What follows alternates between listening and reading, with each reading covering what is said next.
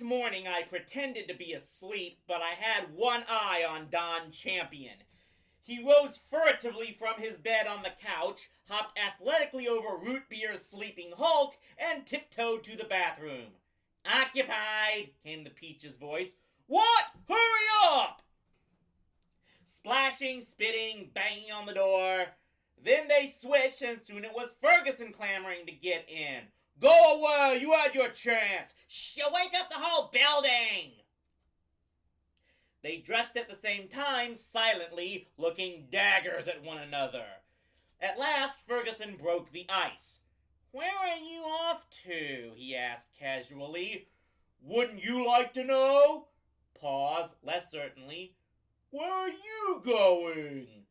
But the Peach had clammed up again, and when Don stepped into the bathroom to sculpt his hair, Ferguson sprinted out of the apartment. I waited for Don to come out of the bathroom, but all I got was dead silence. Not even Mr. Wonderful brushed his hair for that long. So I got up and looked. The bathroom was empty, but the window was open, the air conditioner askew. I knew then and there that the Olympiad Delicatessen was going to be closed this morning. Jason Cardone, proprietor, was needed elsewhere to prevent a bloodbath. "We have a severe thunderstorm warning in effect for Toronto and all surrounding regions. The humidity is 100%, the pollution is over the danger level, and the Department of Health advises joggers to pass up today and stay in the air conditioning." Thus spoke the radio as I tooled the Camaro along Bloor Street looking for the cleanup crew. I found them at the corner of Yonge Street, the busiest and dirtiest intersection in town. About 30 or 40 people with pointed sticks and heavy-duty garbage bags. I scanned for Jessica. Where she was, could Don and the Peach be far behind? Then I saw them. Two furious gladiators squaring off, pointed sticks aimed at each other's pancreases. Jessica was running in circles around them, trying to make peace. Have no idea why she didn't just neutralize each one with a shot from her brass knuckles keychain. I mean, we already proved that it worked. With a squeal of tires, I pulled into the nearest parking space and leaped out. I hit the road running. "Stop! Stop!" Suddenly, they pointed both sticks that were aimed at my pancreas. "You told!" they chorused. Then, hearing each other, they resumed their standoff. I had a brief, giddy vision of myself trying to explain to Mrs. Peach and Mrs. Champion that these two shish kebabs used to be their sons. Jessica saved the day. "Put those weapons down, or I'll never speak to either of you again as long as I live!" The sticks dropped to the road. "Now either clean up or go home!" She sent Mr. Wonderful and the Peach to opposite sides of the street, and before I knew it, I was being issued a litter bag too. "Oh, no," I said seriously, "I was just spectating." "Come on, Jason," she wheeled. "You don't have to stay all day. Just help us out for an hour or two." I was wary. I already knew what it was like to be recruited by Jessica for 2 seconds. An hour or so could take weeks. "Please." I decided to stay just to keep an eye on my volatile friends. Jessica cheered, told me I was wonderful, threw her arms around me, and kissed me on the cheek. I glared at her. In a gutter choked with yesterday's newspaper soaked in engine oil, I set to work stabbing and stuffing. Thunder rumbled. The wind picked up, gusting down the street, and suddenly all the litter was in full flight. A few of us were stabbing at the air. I actually caught myself thinking, "Stop that! You'll put someone's eye out!" Uh-oh, another one of my mother's specialties. The Saturday morning shopping crowd stood on the sidewalk and gawked, but they weren't watching us. At least, not all of us. Ferguson had put down his stick and was walking around in circles, holding up his index finger to the wind. Every now and then he would lick his finger to help him gauge exactly the spot he was looking for. Satisfied at last, he nodded to himself and stopped right in the middle of the road.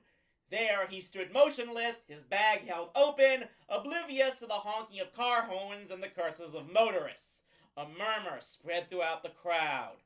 Even Don was paying attention. "What's he trying to do?" he asked. The parting of the Red Sea couldn't have been a better spectator event. Suddenly, a big gust of wind came up, lifted half the garbage on the block, and blew it straight into Ferguson's bag. It was amazing. I wouldn't put it ahead of Root Beer and the Wrestlers, but I think it might have edged out the 2x4. Young Street went wild. The shoppers all broke into applause, and motorists were honking and flashing their lights. A lot of our group mobbed the Peach, and he was an instant hero, to Don's great disgust. Even Jessica sort of forgave him. "Well, I'd better go open the deli," I began, sensing an opportunity to get myself out of there. But at that very second, there was a blinding flash of lightning and a crash of thunder that shook the ground under our feet. The sky opened up and let us have it. Did it rain? No drops, just sheets of water pouring down on us. The Clean Streets or Safe Streets crews scattered. Apparently, wet streets were empty streets. Jessica was furious. "Where's everybody going?" she cried. "We can't let a little rain get in our way." Ferguson and Don grabbed her, and I led the way to the Camaro. Only it wasn't there. "Where's the car?" called Don. "We're getting soaked." I stared. Yes, this was definitely my parking space. Now, anybody else would have figured the car had been stolen, but I knew better. Stolen was something I could only dream about. Was there any doubt? A certain Camaro was why still on the hot sheet? Ferguson read the look on my face. "Not the cops." "Oh, man," moaned Don. With no car to give us shelter, his first impulse was to save his clothes. Ruthlessly, he overturned his garbage bag and dumped its contents onto the road, right in front of Jessica, who was horrified. Then he ripped a few quick holes and made himself a raincoat. Jessica refused to leave because, as she put it, "It's already starting to clear up." So we left her under an awning and swam to the nearest police station.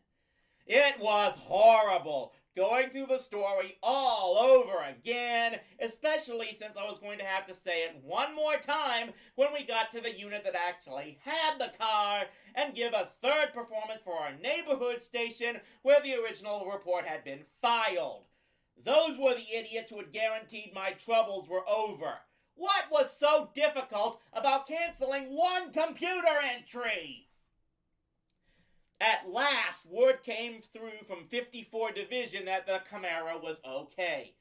I was positive I could hear laughing on the other end of the line. Big joke. "Make sure you take my car off the stolen list," I yelled at the phone, and there was more laughing. It was 4 o'clock in the afternoon by the time I opened the deli. "Are you crazy, Mr. Cardone? Oh no. Why don't you just drive a knife through my heart and twist it? I've been calling the whole day!" It was so busy I couldn't get to the phone. "You're a liar!" Great judge of character, our landlord. Don got another job, the Peach got another promotion, and Root Beer got another hobby. Don was an usher in a movie theater, and spent much of his time asleep during the show that he was up all night. This gave him an opportunity to try Kiki at 3 a.m. Kiki's father, or whoever that was, kinda lost it. He screamed about having the calls traced, swore that Kiki was dead, and hung up so hard that I heard the click all the way from the beanbag chair. Even though Ferguson was still only making $350 a week, there was no question that he was Harold Robb's Wonder Boy. Too bad the Peach still had another year of high school ahead of him, because he had Plastics Unlimited in the palm of his hand. He was in on all the important meetings, traveled frequently on business, and just had been presented with his own key to the executive washroom. The peach had arrived.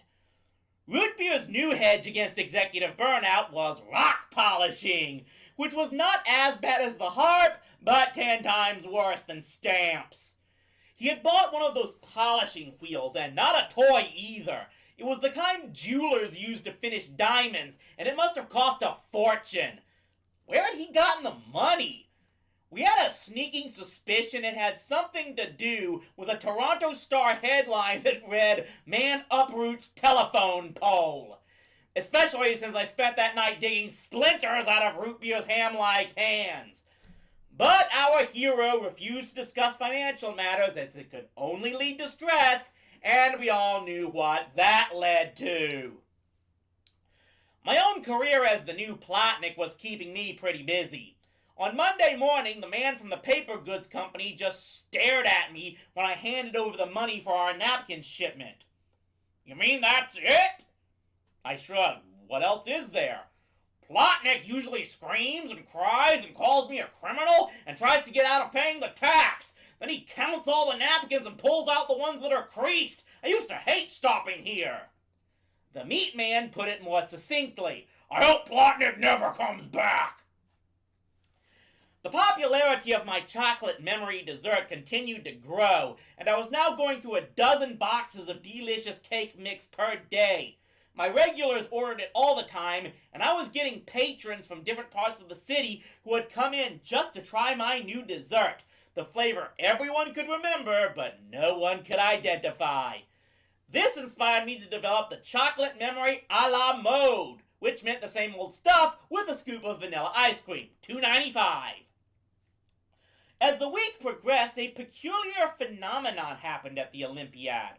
We continued to get our normal mealtime traffic, but a whole new crowd started to come from about 6:30 to closing, and all they wanted was dessert. More specifically, chocolate memory, plain or a la mode. They weren't a neighborhood crowd either. They were from all over, the trendy nightlifers winding the evening down with coffee and dessert. They came from movies and plays, concerts and clubs, baseball games and discotheques, all converging on Pitt Street to eat my raw cake mix. Suddenly, the buzz of conversation included such topics as foreign films, political theory, astrology, and funky fashion. All this in Plotnik's restaurant with the salamis in the window. I was afraid my fellow tenants might object to the crowds and the noise in the late hours, but they seemed to enjoy the excitement. Except for the ugly man who hated everything. They were all chocolate memory fans anyway, and I did my best to keep their tables, speed them through lines, and give them quick service. Yeah.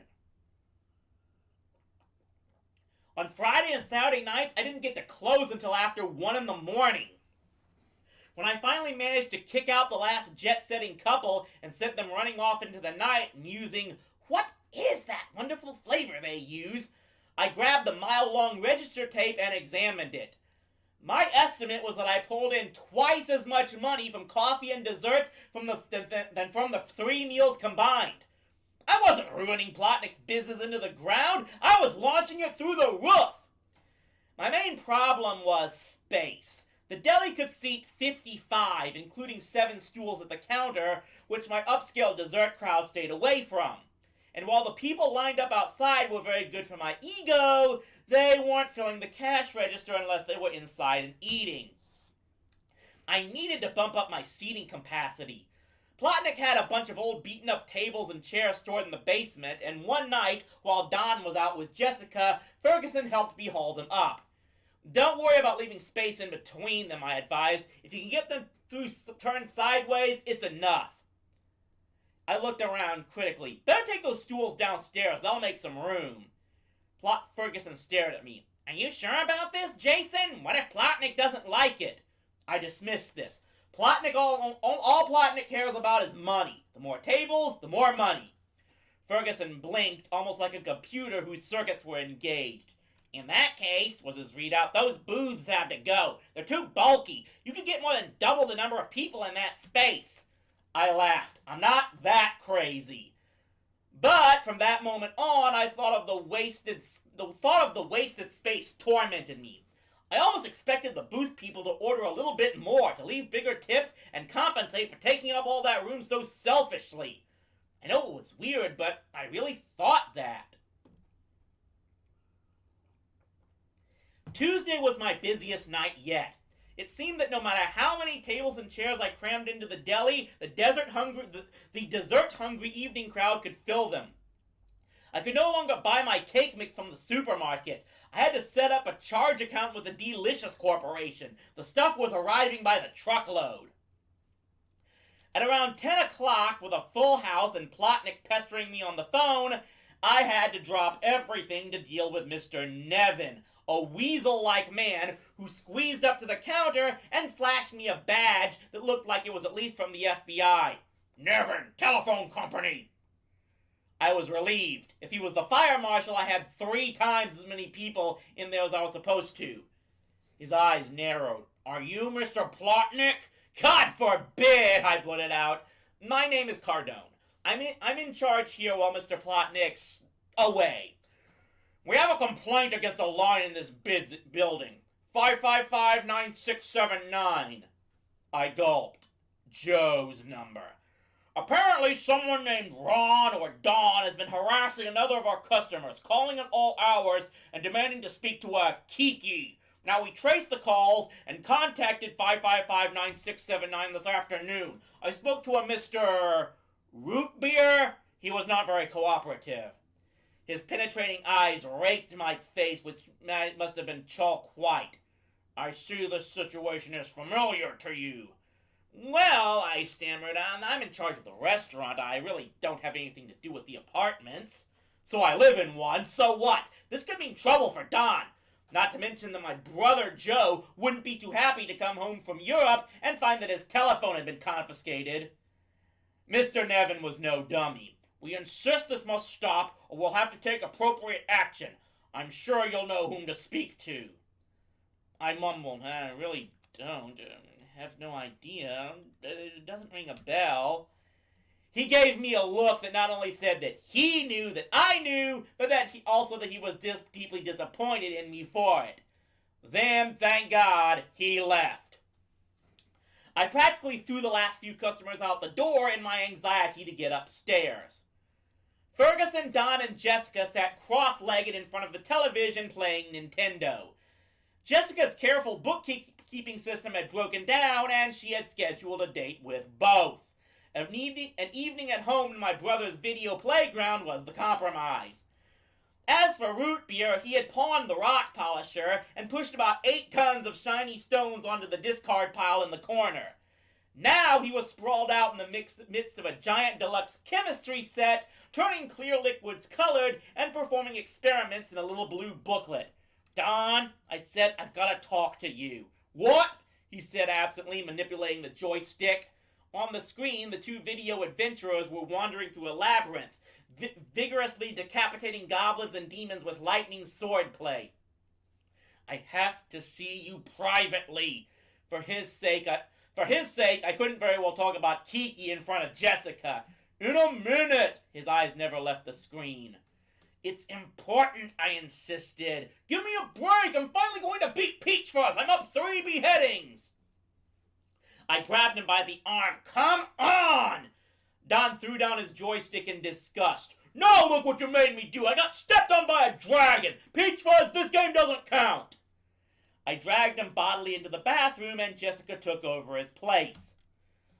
Don was in a lousy mood. How the heck did Peach Fuzz get so good at video games? Because he's been programming his own since he was 3. Shut up and listen.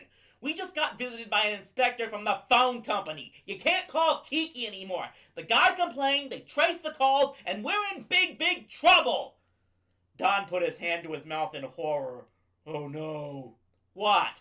I just called while Jessica was in the bathroom, maybe 10 minutes ago. I told the guy if he didn't let me talk to his daughter, I'd resort to desperate measures. I gulped. They wouldn't know I hadn't warned you yet. It sounds like you're threatening them. Don looked anxious. What can we do? I racked my brain. Maybe if you phone up right now and admit the whole thing. My breath caught in my throat as I glanced out the window. Pitt Street was swarming with police cruisers. Oh my God! Uniformed officers were piling out of 5 squad cars. We squinted at the street-lit scene. They were all holding rifles. I watched transfixed as the SWAT team surrounded the building. Wow, breathed Don. Can you imagine what Plotnik would do if we told him there were rifles trained on his precious property? I stared at him in horror, and seeing my face, it hit him too. You don't think this has anything to do with the telephone company? I shrieked. But they don't carry guns, cried Don. I was hysterical. They called the cops on us. We have to talk to them. We have to explain. I began to work frantically to open the window. It was stuck. Hey guys, called Root Beer from the living room. Come watch my experiment. I heaved at the window with all my might. It wouldn't budge. Desperately, I hurled myself against the air conditioner in an attempt to push it out onto the fire escape. Dot, help me! The two of us put our backs into it, throwing ourselves painfully against the metal casing. I felt it give a little. Last chance, called Root Beer. It's gonna be amazing! Lie down, yelled Don. Lie down? What are you, crazy? We could kick it out! We got down on our backs, legs poised in the air, ready to pound the air conditioner with our feet. Tired of waiting for us, Root Beer proceeded with his experiment. Okay, here goes! Together, I commanded. 1, 2, oops, 3! Boom! Root Beer's experiment blew up with a deafening roar just as Don and I brought our legs forward. We were so shocked by the explosion that our 4 feet jerked away from our bodies and dealt the air conditioner a tremendous wallop. It burst out of the window, skittered across the fire escape, and disappeared under the railing. A split second later, there was the sound of a 10,000 BTU cooling system smashing through the roof of a police cruiser. And then another sound. Sharp, terrifying gunfire.